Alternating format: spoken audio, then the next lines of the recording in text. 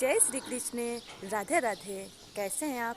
उम्मीद है कि ईश्वर की कृपा से आप कुशल मंगल हैं। तो चलिए चलते हैं आज के आनंद की ओर। पांडवों को आधा राज्य मिल गया था।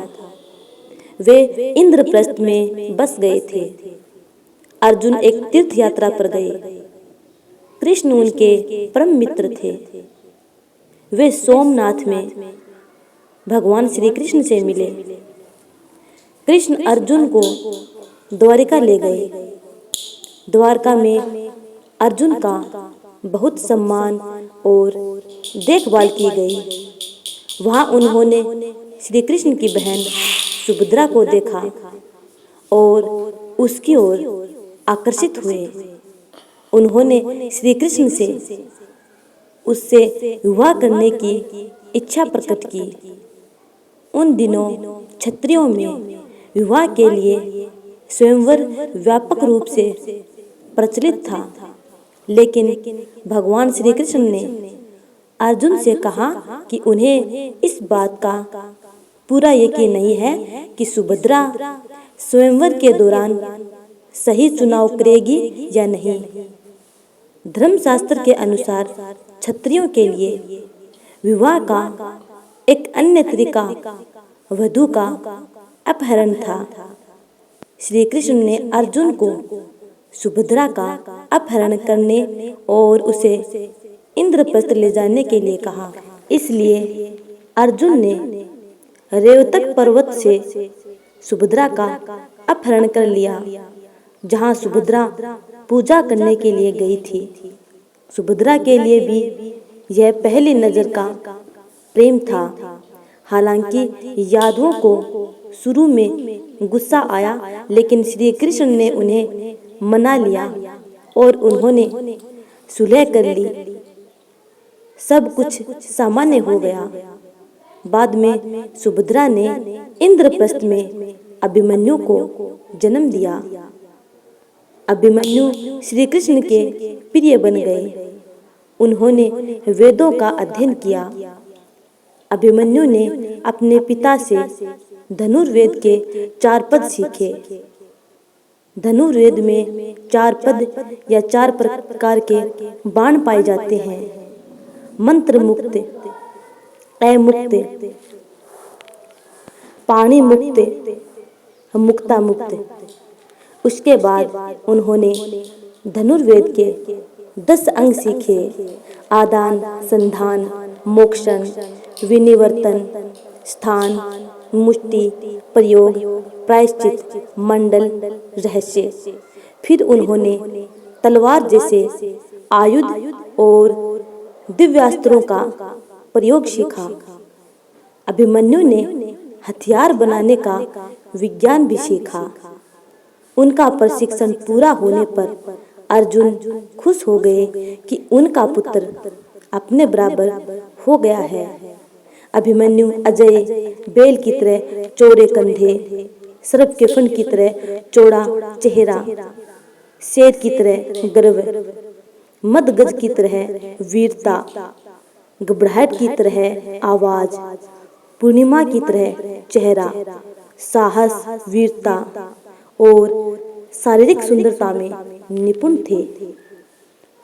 12 वर्षों के वनवास के बाद पांडवों ने राजा विराट के महल में 1 वर्ष का अज्ञातवास बिताया। उत्तरा राजा विराट की पुत्री थी। हिजड़े के वेश में अर्जुन ने उसे नृत्य और संगीत सिखाया। अज्ञातवास के अंत में जब पांडवों की पहचान ज्ञात हुई तो राजा ने अर्जुन से उत्तरा से विवाह करने का अनुरोध किया। अर्जुन ने यह कहते हुए मना कर दिया कि शिक्षक का स्थान पिता के समान होता है। इसके बजाय अर्जुन उसे अपनी बहू के रूप में स्वीकार करने के लिए तैयार हो गए। इस प्रकार अभिमन्यु और उत्तरा का विवाह भगवान श्री कृष्ण और अन्य रिश्तेदारों की उपस्थिति में हुआ। युद्ध से पहले यह निर्णय लिया गया कि अभिमन्यु कौशल राजा ब्रीदबल और दुर्योधन के पुत्र को संभालेंगे।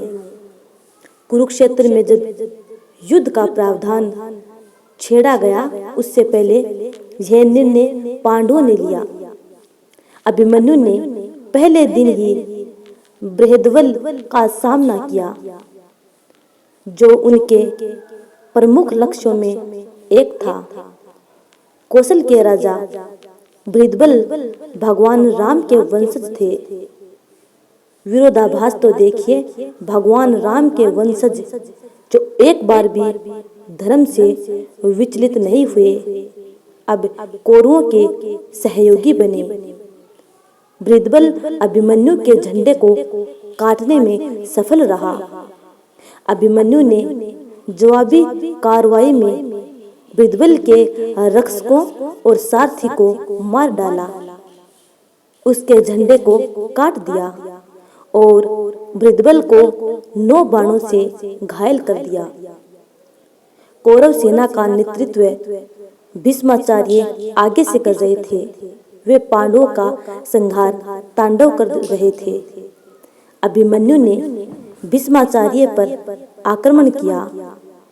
शल्य और कृतवर्मा जैसे महारथियों ने उन्हें रोकने की कोशिश की, वे विफल रहे। अभिमन्यु ने भीष्माचार्य को 9 बाणों से घायल कर दिया और उनका झंडा भी काट दिया।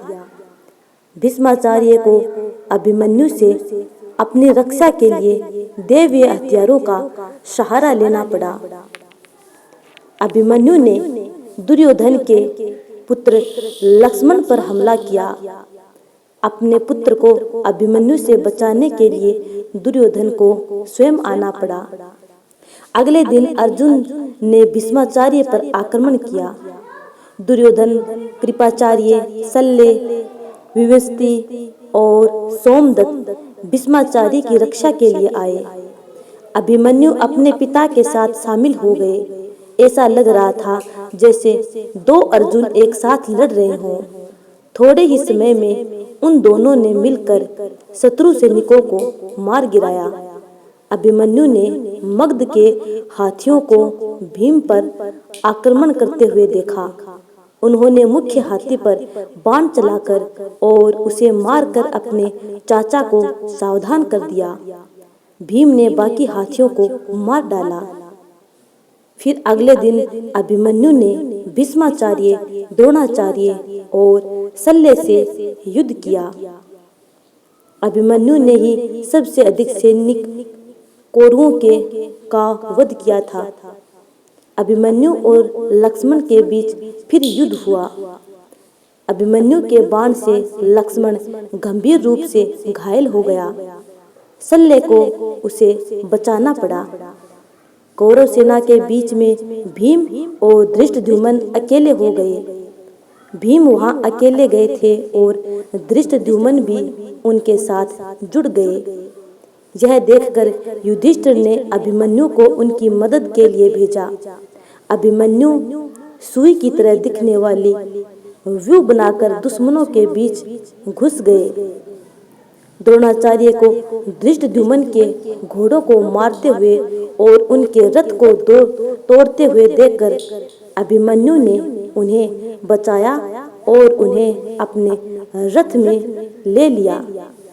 छठे दिन अभिमन्यु और विकर्ण के बीच भीषण युद्ध हुआ।